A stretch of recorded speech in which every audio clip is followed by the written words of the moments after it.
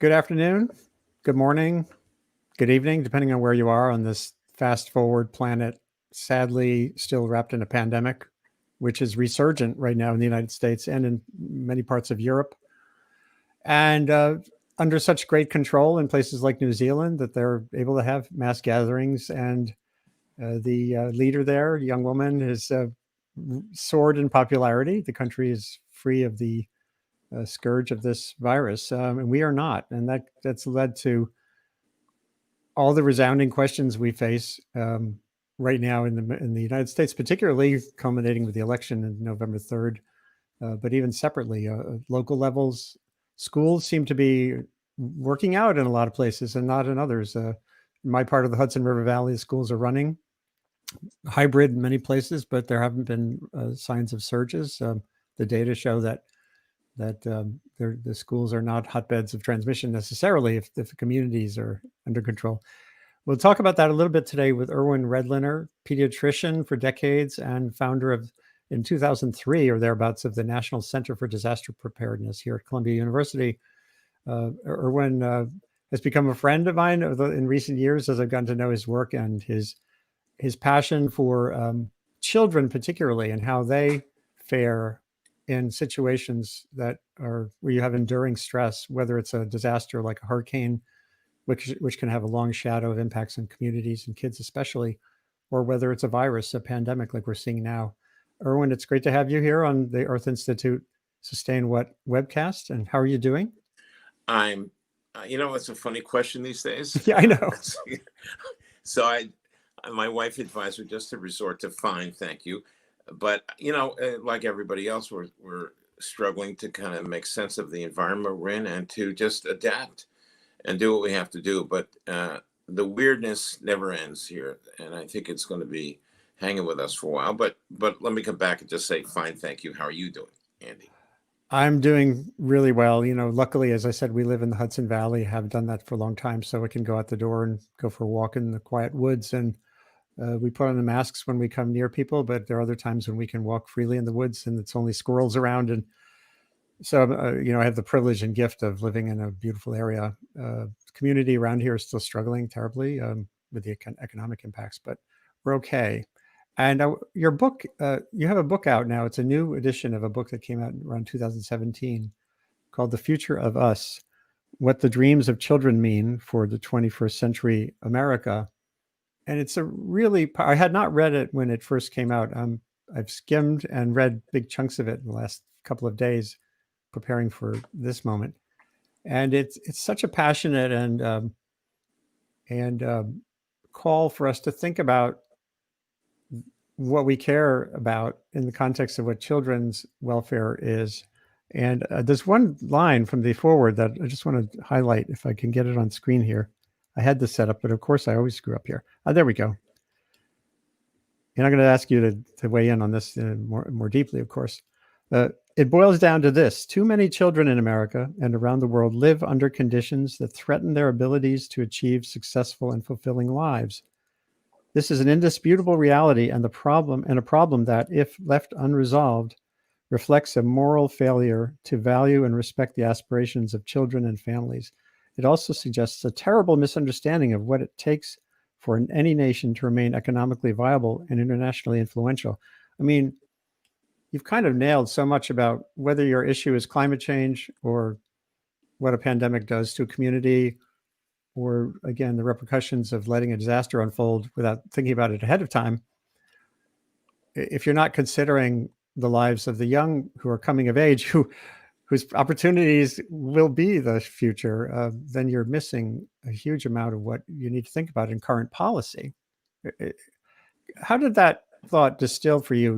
What aspects of your learning, your career, pulled you to this crystalline idea? Well, Andy, so in some ways, this is something that I've been thinking about since 1971, when I had my first job. Really, I was 27 or 28 years old, as the director of a clinic in rural Arkansas, in what was then the sixth poorest county in the United States, Lee County, Arkansas. And so I end up there. They were just taking down the colored-only waiting room signs in doctors' offices, believe it or not, and water fountains in public.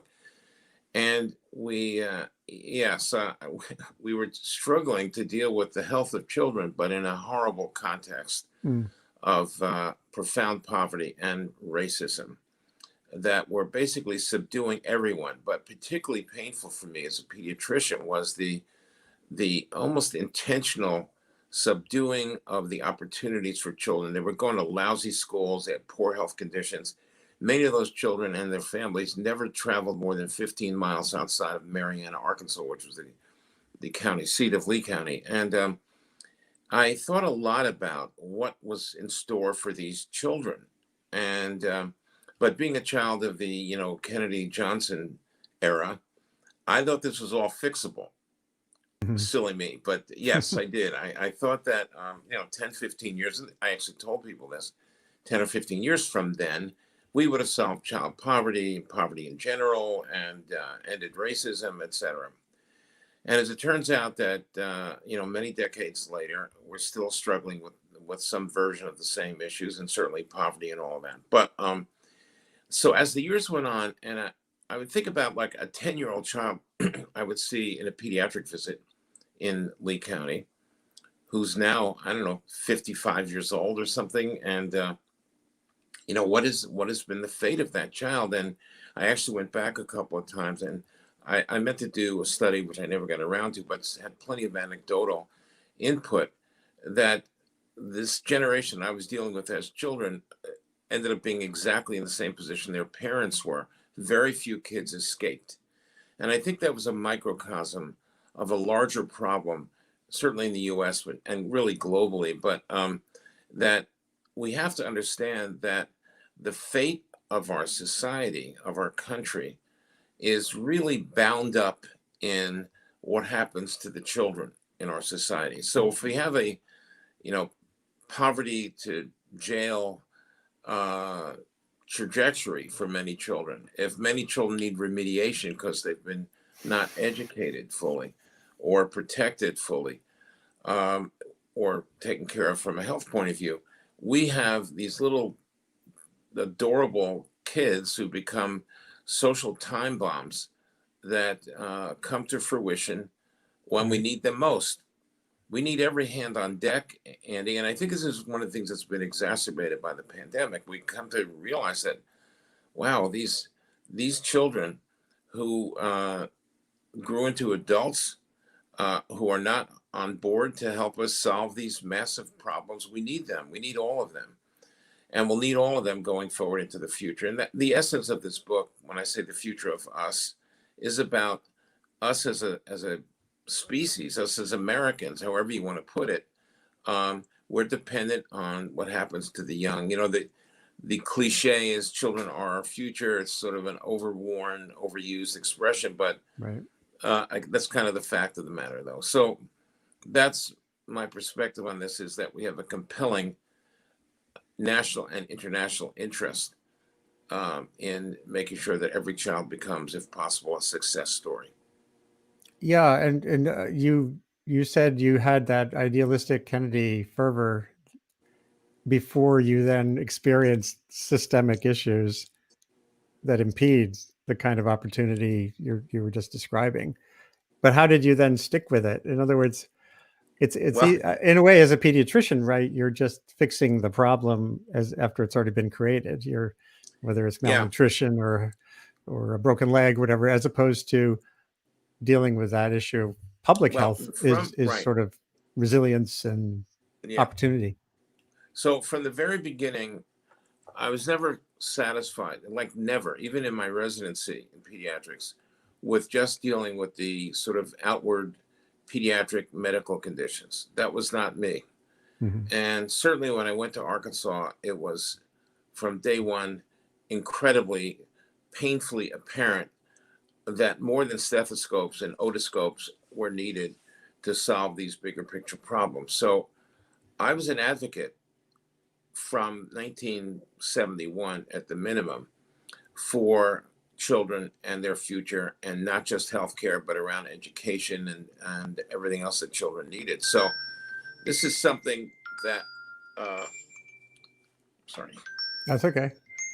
This is something that yeah, right. So this was a staff meeting. And by the way, that attractive young woman behind me with her chin in her hand is Karen, now Karen Redlener, who I met in Arkansas. She was a Vista volunteer. I always said to her, That's Karen, great. who are you looking at? Ollie Neal, who was our boss, or me? Anyway, she never really answered that, but that's okay. But anyway, I think this issue of being a physician advocate was always in my mind and is always something that I've focused on in dealing with other, doctors in training, pediatricians in residency, and medical students, and so on. That in our society, you can become a specialist in, let's say, pediatric cardiology and deal with children's heart problems all day long. But if you're going to be in a general practice, the context that every child lives in is really important. And we have to fix those underlying issues, those upstream issues of poverty, of racism, of this, what's called the social determinants of health. Those are always where we need to be focusing if we're going to, in fact, make the future better for all of us, including and especially these kids. How much of a challenge is it that so many of the determinants of a child's opportunities are determined at the local level? I mean, there's federal programs, for free lunches, et cetera, but schooling, access to Yeah. healthcare, of So, course, insurability is another one of the questions, but sure. So let's take a 10-year-old kid living in the South Bronx, whose family is living in poverty or below the poverty guidelines, who's not going to a great school, and whose opportunities to flourish are limited. They're blunted by all the factors you just mentioned, Andy. So what happens with that kid? What is needed by that kid? And one of the things that I emphasize in the book is that there's no particular entity that is fully responsible. In other words, the federal government can have laws that make it easier for the family to get health care or income support. The earned income tax credit that is provided by the federal government really does help families survive if they are living in poverty. Support for schools may come from the federal government, but it also may come from local government, state government. People can, in a given school district, can focus on the quality of the education the kids are getting. All that is true. But on the other hand, no level of government, very local or very national, can raise a child. That's the parent's responsibility. And like I said, this is something I wanted to make a strong case for in the book, because there's a critical central role for parents, but parents alone, who are already suffering from social and economic disadvantage, can't do it without the support of government. So the real answer is that a working partnership, arms locked between parents and government, is what's really going to rescue us from this fate of children who have their opportunities blunted. And by the way, all of which, Andy, has gotten exacerbated by the pandemic. Everything right. I'm talking about has gotten worse, unfortunately. Right. So what does that look like? Your final chunk of the book is this vision of, moonshot. When you think of a moonshot, it's usually technological, literally, like we were just watching. To avoid watching the simultaneous non-debates, we watched a part of the Apollo 11 documentary, which was the old JFK vision of a moonshot. And I just did a session here on Wednesday with our colleagues at the Energy Policy session on, reviving R&D to get a clean energy boost. But what does a moonshot look like that relates to a family and a government? Yeah. So first of all, for your listeners and viewers who are not necessarily familiar with what happened when John F. Kennedy said, we're going to send a man to the moon, or people to the moon and back within a decade. It was a incredible, stunning thing to say. I was a big science fiction aficionado when I was young. And to hear that come out of the President of the United States was, if I had a catalog, the most inspiring things I ever heard in my life, That was it. And then to make matters even more extraordinary, we actually did it. Yeah. So, and we had nothing. We had, iPhone type computer strength in what was a room full of computers. How we figured that out remains the most glorious miracles, in a way, technologically speaking, that we've ever experienced. So, what I was trying to say is that if we could do that, if we had the ingenuity and innovation and technology and resources, well, why can't we make the investments and figure out the strategies to end definitively not just poverty, but these barriers to opportunity that so many children are experiencing? So, what does that mean? It means will to do it. It means a commitment of resources. It means a fine-tuned, smart understanding of what actually children need.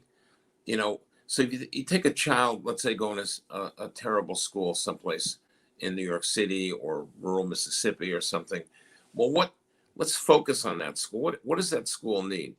It needs better trained teachers. It needs smaller classrooms. It needs Right. physical plants that don't have children, trying to learn and study in physical environments that are atrocious. And there's a dollar amount that's implied with doing what I'm saying. So you take that and you multiply it by the number of schools that need to be upgraded, and you come up eventually with some sort of number, an approximate number, what it takes to fix education. Same with healthcare. And this is what I'm talking about. So it's whatever it is, it's $1 trillion over a decade, $2 trillion, which is what we're going to have to spend at least to just try to recover from the pandemic. But those are dollar amounts that the United States of America can afford.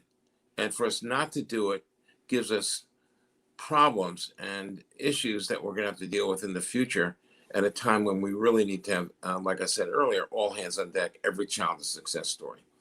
And So that's what I'm talking about. That's and the that, moonshot.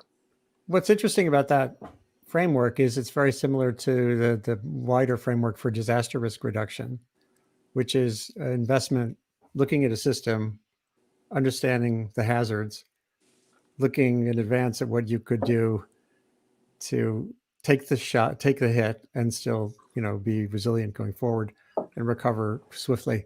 The problem that I've come up with in writing about everything from climate change, sea level rise, to earthquakes over the last 30 years is we're really bad at this. We are really bad at finding that. No, even when you do the calculations, the logic is there. You know it better than anyone. How many times have you heard $1 spent now is worth 10 later? I don't even say things like that because it's such a cliche, but I know, but so here we're saying, if you do the math, that $1 trillion sounds like a lot, but actually, if you're building a new generation that's a workforce instead of just kids who are struggling and more apt to go to drugs or whatever, it still feels like there's something about human nature or the way we build our politics that makes that shift hard. And I keep hoping, maybe as you're articulating here too, that something about our present moment, lockdown and so many things to reconsider, could lead to a new architecture for decision making. But so I'm let me still turn the skeptical. tables, Andy, if you don't mind.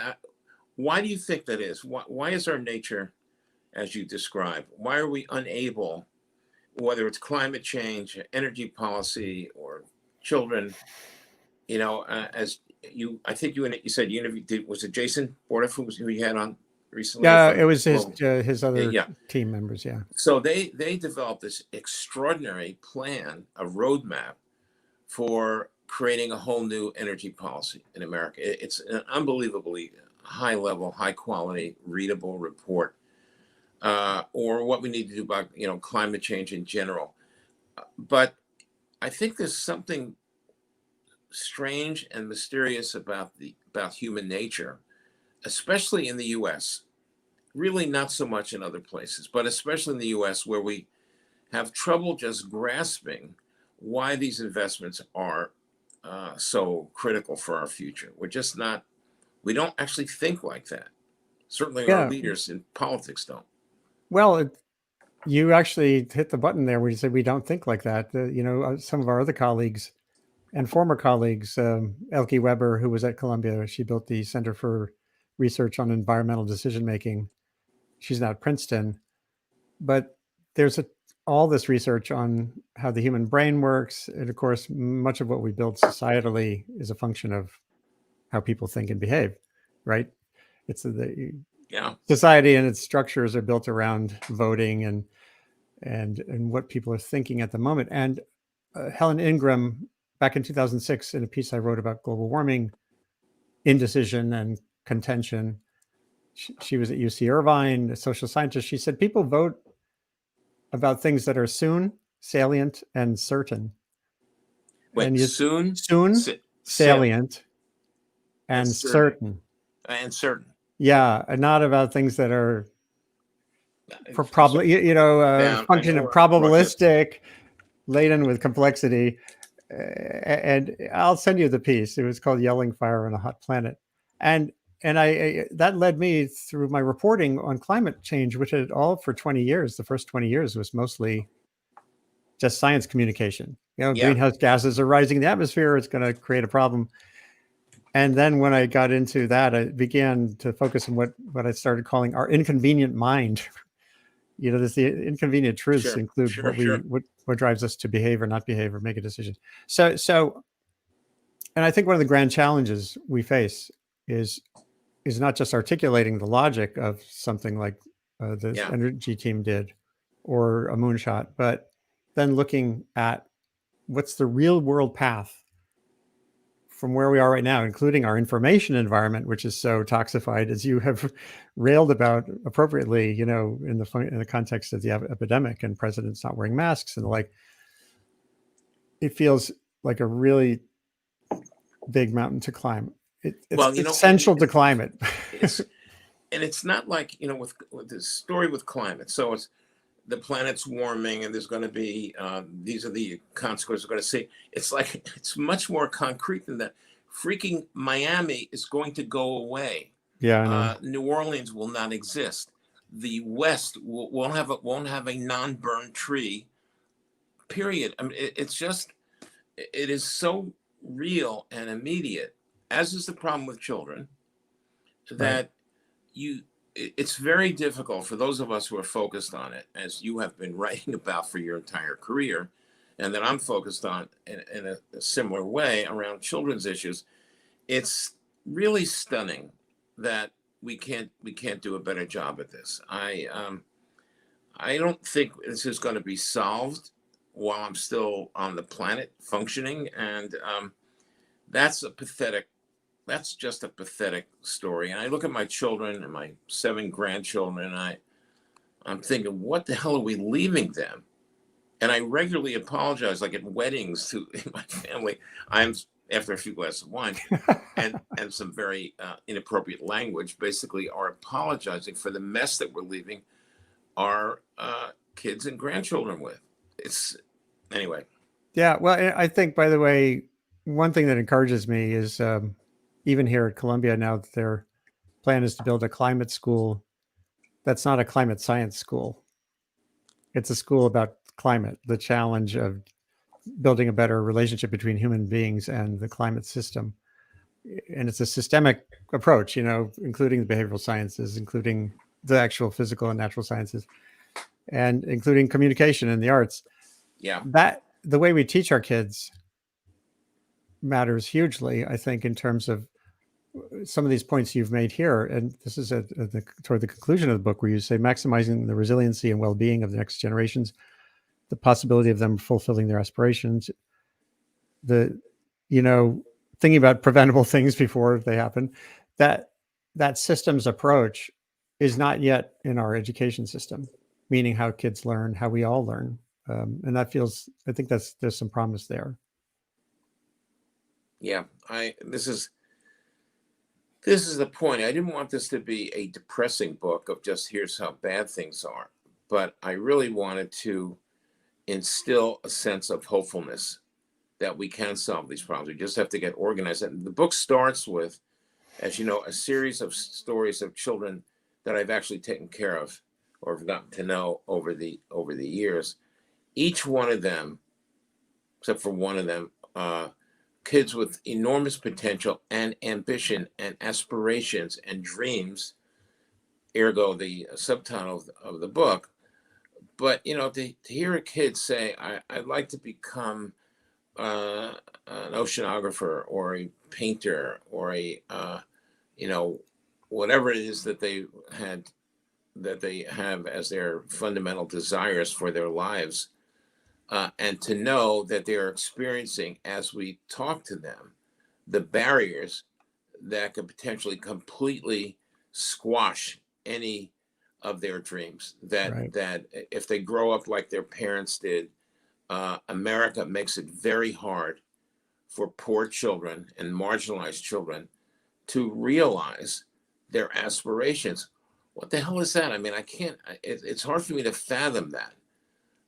Why we haven't been way more aggressive a long time ago in appreciating the fact that if a kid says, like the first kid I talked about who wants to be a paleontologist, this is a homeless child in a foster system, dirt poor, not going to school regularly, who says to me he wants to be a paleontologist. And I'm looking at him thinking, oh my God, this is not going to happen.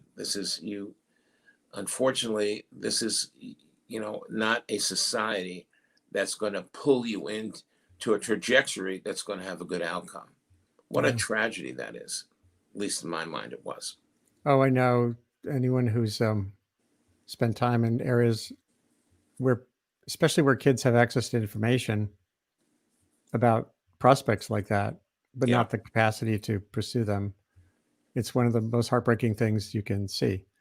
And here you were long ago in sub-Saharan Africa in a drought and famine. And that, I think that feels like a pretty powerful way to grab grown-ups and at least get them to reconsider how we invest money. And in this case, let's talk about development funds. You're here in sub-Saharan Africa, but sometimes people think of the State Department, U.S. Agency for International Development. If you're not thinking about how that relates to eventual migratory pressures, if people don't have an opportunity where they are, they're going to move, right?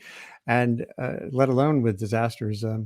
If you're not mitigating, if a country like the United States doesn't have a policy that helps foster potential in places of potential conflict, then we'll be fighting conflicts.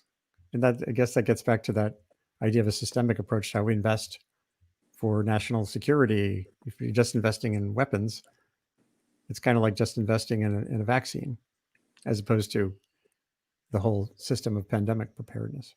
Exactly. And, some of these issues cannot be done piecemeal. Certainly can't be done effectively. It requires a systems approach under, whether it's climate change, whether it's ending poverty, whether it's dealing with children. All of these macro problems are complicated with interrelated factors that help produce the conditions that we're in, and that they all have to be addressed at the same time. It's not like a menu where you can say, oh, I'll do, increasing the earned income tax credit for poor children, and that's it. That's not enough. There's no single element of the big plan that is ever enough. And that's, I think, the hard truth of the matter, the inconvenient truth, so to speak, to take what you mentioned before, but reference in Gore's book. But yes, it is very inconvenient, as Gore said about climate, as I'm saying about children, as somebody else might say about, fighting a pandemic, preventing and fighting a pandemic. It's very complicated. And that's why we have grown-ups. That's our function, right? To sort through this, make our political leaders understand what we need to do, and let's get going. And what the other issue that everything we're talking about has in common, the other characteristic is the need for scale and applicability in different contexts. I was really, I've been interested in the bus. What led you to the mobility as a solution, like having a mobile lab and a mobile shared health? because this at Columbia, there's also the BioBus, which is an educational outreach component Yeah. pre-pandemic that was giving kids access to microscopes who might never be able to see something sub that Which you is can't see with incredible your eye. and could be life-changing for kids, by the way. Yeah. One afternoon on it's BioBus or whatever it's called, can change the trajectory of what a child wants to do. And it's incredible.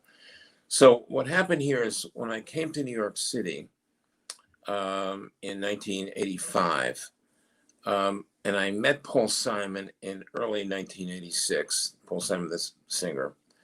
And I met him because I was on the board and the medical director for this organization, USA for Africa, that was working in sub-Saharan Africa. That was the picture you showed earlier, to deal with the drought and the famine that ensued from that. So I meet Paul because he, living on the Upper West Side of Manhattan, was approached by some people who wanted him to do something to help homeless families in New York. And he also met, he was in the process of recording the album Graceland. For those of you who don't remember or haven't experienced it, if you could stream Graceland, it is one of the most extraordinary pieces of music, I digress, but that you can ever hear. Was amazing. Anyway, he would walk to the studio from his house on the Upper West Side, from his apartment, and he would meet this woman named Maria, and he ended up having conversations with her every day, and then she disappeared, and he was very upset because he couldn't figure out where she was. And then these people came and they asked if he could help with homelessness. He had no idea what to do. So he called the office of USA for Africa and said, could we get some of the money raised from the We Are the World song, which raised almost $60 million, to do something about homelessness? And they said no, but Irwin Redlener now lives in Manhattan. Why don't you talk to him about what could be done? That's how we met. And we took a tour, literally, of homeless shelters for families and children in New York City. And we were blown away by what we saw. Mm-hmm. And he said, what could we do? I said, well, a lot of these children who are homeless need medical care, but there are many, many shelters around the city. I told him I would set up a mobile children's clinic. And Paul and I actually took Karen Redlener out to dinner to recruit her to kind of help see this project through. Paul left on the Graceland tour. He gave Karen his office for 6 months. She designed a mobile unit, found the vendors, etc. So this mobile unit, the one you see in this picture here, is, I think, our first mobile unit. That's Paul Simon holding that baby. And I wanted it to be a model that could be replicated. I had Arkansas on my mind, and in my neighborhood, and I was living in New York City. So I wanted to make a model of healthcare for underserved and disadvantaged children that could be replicated. So we designed this mobile pediatric clinic. I was the pediatrician, the only pediatrician for quite a long time. And then we built up the program. Then we had 3 mobile units. And then we set up a national network of these. And now we have 50 plus mobile clinics like this around the country. And it's fine. And every single doctor that works for us that's been recruited has been told that we're looking for pediatrician advocates, doctor advocates, not just wait in your exam room for right. For a kid with an ear infection, but we want you to do that and see yourself as advocating for a better future and opportunities for all kids. So this was the genesis of this. So we see about between 400 and 500,000 pediatric visits per year across the national network. And it's fine, except it's a tiny, unmeasurable fraction of the total need. So the question of scale, Andy, that you just mentioned, is always on our minds. How do you get scale? Not from building another, 2,000 of these mobile clinics. You get it from having the federal government enact laws and appropriate funds to make sure that every kid has insurance, every kid has access to care, that there's community health centers built in places that are medical deserts, which exist all over the country. And it has to be done. True scale cannot happen without government. So this effort is and was a direct services model that was only taking care of a small number of children. So this is where this idea of doctor advocates came into play. So we visit regularly with our governmental representatives in Washington, and we're trying to create a desire and an understanding that this has to be scaled up. So that's our approach to scale. It's around advocacy, in effect. So, like as with the BioBus, of course, for now, anything that's a physical face-to-face outreach is constrained. And I wonder, given how there's been this enormous boost to telemedicine, obviously right now, Sure. given what's unfolding, is there some possibility of an online component or iteration of this? I'm just asking this as a problem-solving question right now. I hadn't thought about it before this moment. So we're deeply into telehealth, and we had been before, but way more so now, obviously. And there's a lot that could be done in a two-way communication with visual and audio connections, a lot. And in fact, most of my own personal medical visits now are online. And and I think this is one of the things that may emerge on the other side of this pandemic as an innovation or a much larger acceptance of telehealth as a way of dealing with healthcare well into the future. You know, there's 65 million Americans who live in health professional shortage areas, medical deserts where it's very hard to get a medical appointment under any circumstance, even with health insurance. But I think this is one of those, there are some things that are going to emerge from the pandemic that will put us in a better place, actually. And that's, by the way, that feels pretty strongly like a nonpartisan reality. In other words, there's rural poverty and lots of Trumpian parts of America, and there's urban and rural lack of access for communities locked in poverty by their race and the like as well. But I would think, especially in red states that have, it feels like you could get around some of the barriers that are there. Although, you know, Andy, these last few years, it's hard to think of anything that's nonpartisan. In fact, I was thinking about what I'm having for breakfast. This probably got some partisan impact, or implication. But yeah, I think but it's true. I'm assuming nobody who doesn't want their children to have access to medical care. And if we could do it by building, more telehealth systems and so on, that would be good. And by the way, one of the biggest, absolutely nonpartisan achievements in the last couple of decades has been the community health center movement. It's been widely supported by Democrats and Republicans equally. And this is responsible, these efforts have been responsible for the building of, at least 1,000, 1,200 community health centers that are federally funded. And they're placed in medically underserved communities, and they're incredible. And like I said, they enjoy a very significant amount of bipartisan support, an incredibly and increasingly rare reality in our society. So can you talk a little bit about the this new initiative, the Pandemic Resource and Response Initiative that you're working on? Yeah, so obviously, since February, I've been, very immersed in this issue. And I'm, as director of the National Center for Disaster Preparedness, it became front and center, the big elephant in the room, and unavoidable.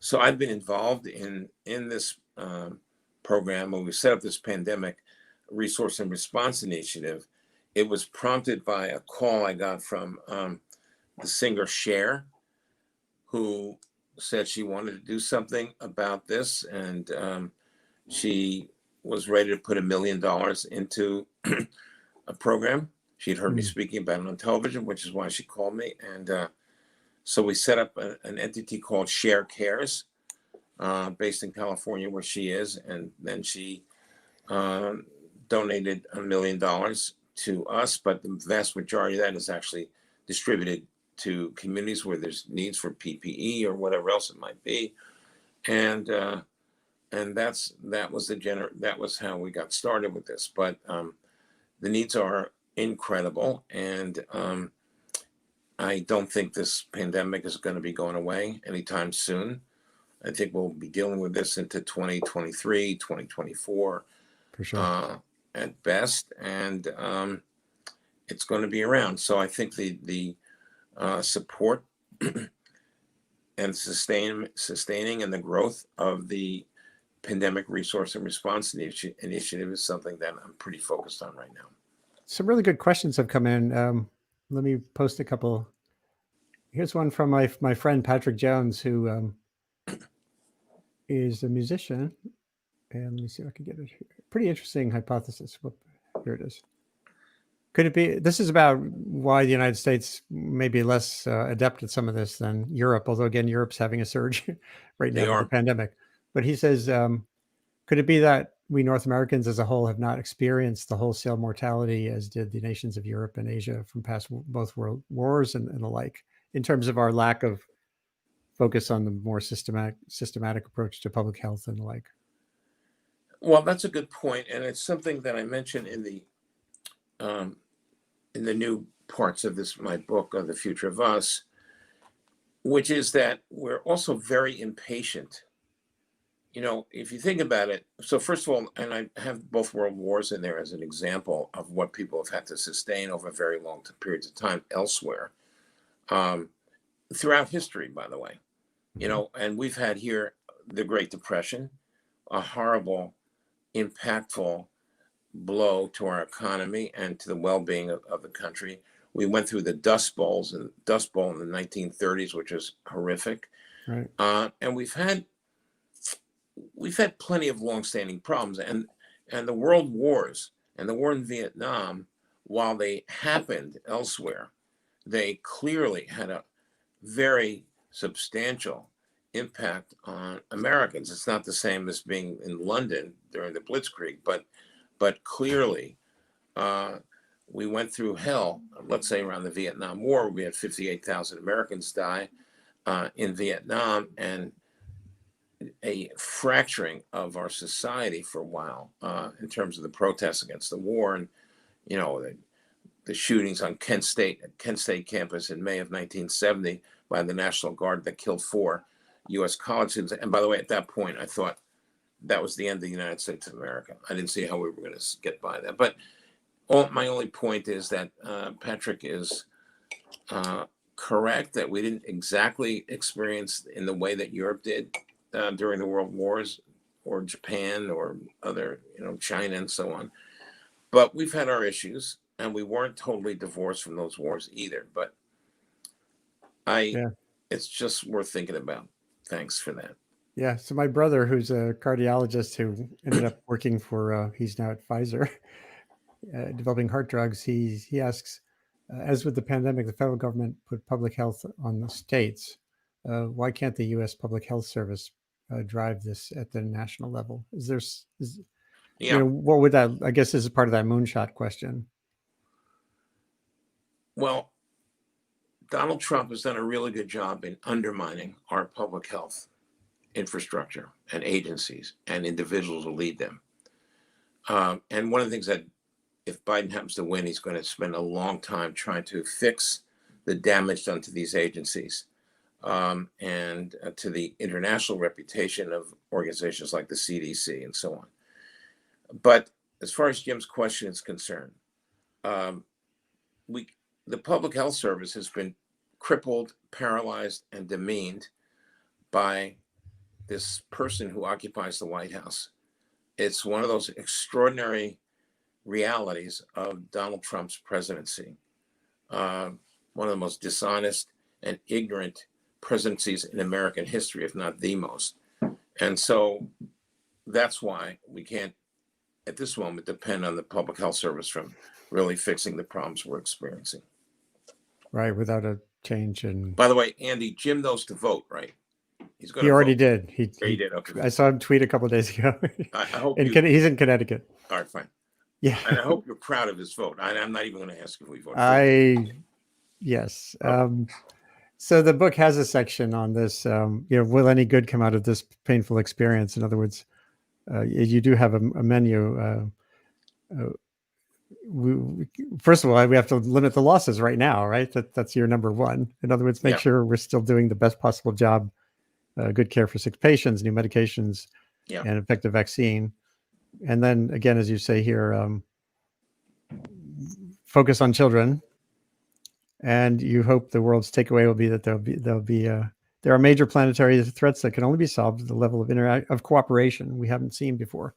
Cooperation at the national scale here, and even for the pandemic, obviously, like withdrawing from World Health Organization, whatever problems it has, feels like the antithesis of the kind of cooperation coordination you'd want on That's that a systemic. rhetorical question, right? So Yeah. Yeah. So it's good that the book again gets at this as well. I wanted to let me just. There's another question here from Joanne McGarry, who's a frequent follower. Hello from the Redwoods out in California. Can we hear your comments about the nuclear family? You did mention that the Moonshot is not just about government. Correct. So, Joanne, I presume you mean like, what about the family with respect to what has to happen for children? Let's assume that you mean that. And so my point about this is that, this is an interesting situation, an interesting differentiation between sort of a Republican and a Democratic ideology, neither which is completely correct. That the Democrats seem to think that all solutions lie in governmental policies, especially federal government policies. And Republicans tend to, I think, lean more on individuals and families. Right. But I think I truly believe this, that neither of those extremes is by itself correct, because it is, in fact, a combination of the individuals, the families that need to be able to do their part, and they need to be able to get the support from the federal government. There's no parent. Let's say you're a parent and you're living in an economic disadvantage, and your kid's going to a lousy school. You can't build a school. You're not going to fix that problem, but you are entitled to desire and demand a better educational environment for your children, except you can't build the school or hire the teachers. That's the government's job, which is why I'm saying we're arm in arm, each family, arm in arm with government, hopefully responsible government, and attempting to together do what's needed to make sure our children have a present that's healthy and supportive, and a future that's filled with opportunity. That's what it is. And it's pretty straightforward, but I think I would reject a sole focus on one or the other. For sure. And you do have, I like in the book, you, in the end, you have a set of some guidance for families on how to navigate this unprecedented moment. And they're pretty practical and valuable, I think. You're the buffers for your children. Keep your messages to them simple and clear. Model good behavior. It may be tempting to spend hours of your day scrolling through endless social media posts, but it's highly recommended that you follow trusted websites and sources. Your social media habits translate to what kids are thinking.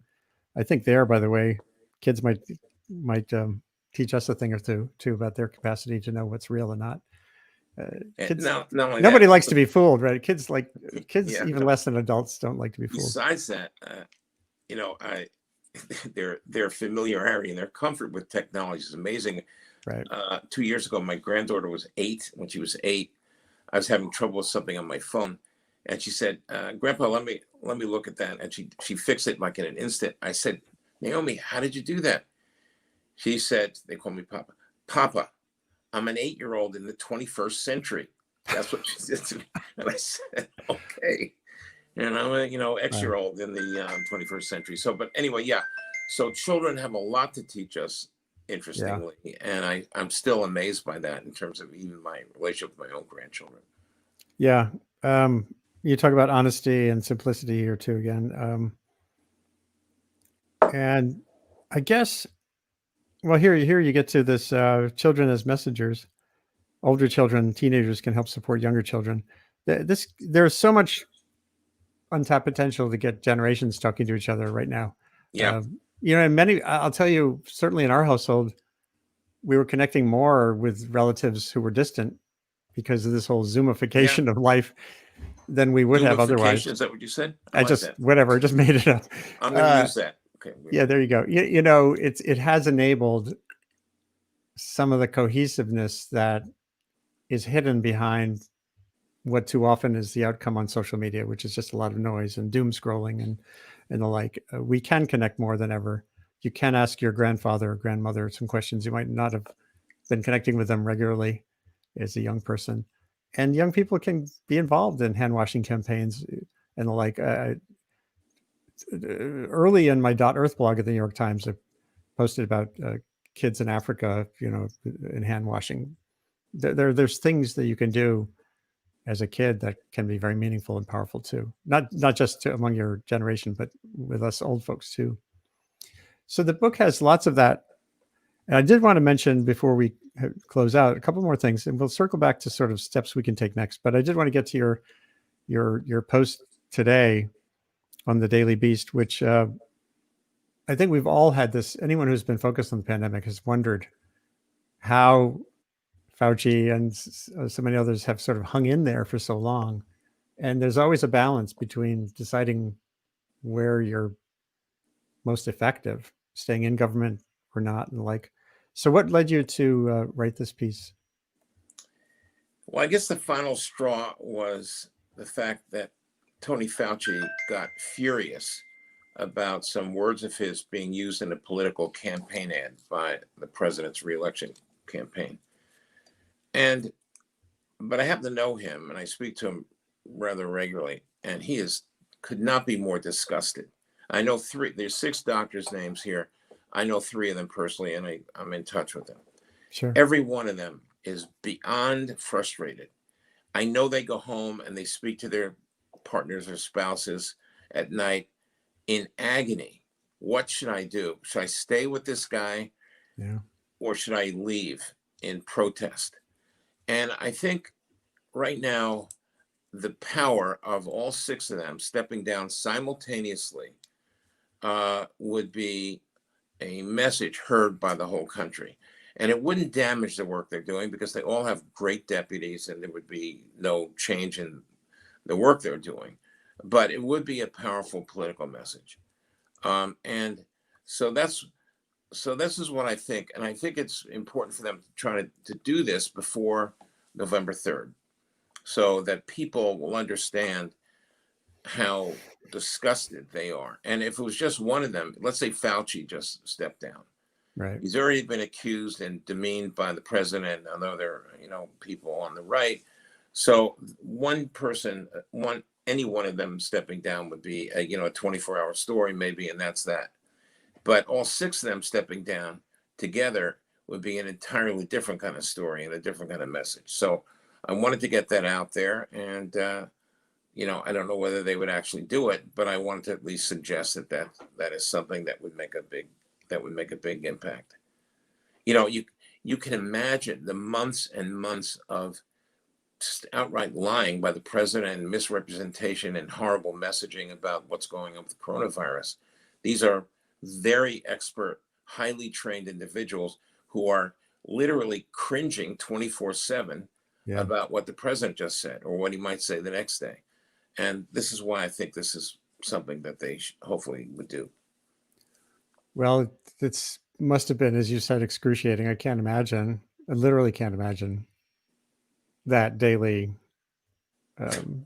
catechism of going home after a day of that. And as you said, grappling with this unbelievable question of a president modeling what objectively is the worst possible behavior. It's unspeakable, Andy, and hopefully we'll do something about that. But even if Biden gets elected, like I was saying before, it gets inaugurated end of January, and there's still several more months of damage that could be done, and a long time to recuperate and recover from this nightmare that we're going through around the pandemic. Yeah, it's a remarkable time. We could say that over and over and over again. And we do say that over and over and over again every day. So just getting back to the book one more time. For those who are new to your thinking, what is the key message in the context of the current moment? Well, as far as the book goes, first of all, I wanted to say that the cliche "children are our future" is, it's true, but I wanted to lay that out in a different way that makes sense on a practical basis, and that people get to meet some of the children who dream big Right. about their future and will have really great difficulty in getting there and getting to a place where they can do what they want to do and what they've dreamt about. And that's a serious chronic problem for America, and we have to deal with this. And then I wanted to end this book with what actually do we need to do to fix what's broken about how we deal with our children. And in between is kind of a memoir section that goes through my own career, and I think it's been eclectic and unique enough that some people might find that interesting. But that's what this book is about. The new addition to the book about the pandemic. What does it mean? What have we been dealing with? What has to happen? Can any good come from this? I think it's something that people might find interesting. It's like, we could either be despairing and paralyzed, or we could take it on as a challenge that we're going to get through. And then what is it that could come out of this that might be good for us? And I particularly want to talk, just to conclude this, about the understanding now that we have to be able to work with our partners, the other countries on the planet, Right. when it comes to understanding and solving the big problems, whether it's dealing with children, climate change, and everything else that we've been talking about. That's the book, and I think it's pretty readable. And the other thing is, I'm in the announcement about I'm asking people to review the book once read it, and I'm going to post those reviews on my website. But I'm looking forward to hearing what people have to think and how they want to contribute to the voice. And Well, I did forget to mention to you, Andy, that people that want to follow what I'm thinking about on Twitter, it's at Irwin Redlener, MD, all strung together. Right. And be happy to hear from anybody. Yes, I'll show them that right now. And it's great, working with you at Columbia. I think we're all, you and I, for whatever reasons, my wife also, who she trains teachers in how to teach systems thinking to kids around sustainability questions. I think there's a way forward here. It is systemic, which makes it a headache because it's not a simple fix like a vaccine, waiting for a vaccine. And there's no vaccine for childhood opportunity. I'm going to steal that also, Andy. Sorry. Yeah. Feel free. There is you have to think about it from birth all the way through. Yeah, absolutely. That's the more we can do to foster that capacity, whether it's on a campus or in a community, or at that interface between government and community, or for leaders to figure out how to be able to articulate visions on that scale with that complexity, the better off we'll be in the long haul. So thank you for writing the book. Thank you for being a guest here today, and come back anytime, obviously. And thank you very much for this opportunity. This hour went very quickly, and that's all you. And I really appreciate it. And I will take you up on that offer. Great. And I'm just going to show very, very briefly. It's tomorrow. Tomorrow is I can't keep track. 17th. I think this is it. Oh no, this was our discussion today. Yeah. Thank you all for being here. This is the Sustain What Earth Institute webcast, focused on ways to make information matter in times of consequence and complexity. I'm Andy Revkin at the Earth Institute. Started here a year ago after 35 years of journalism, mostly at the New York Times. And this we have this most weeks 4 times a week. So this Sunday we'll have musicians on and poetry as usual. Some new guests coming, including Andrew Chaikin, who's best known for writing the epic history of the Apollo program. He's also a really good songwriter.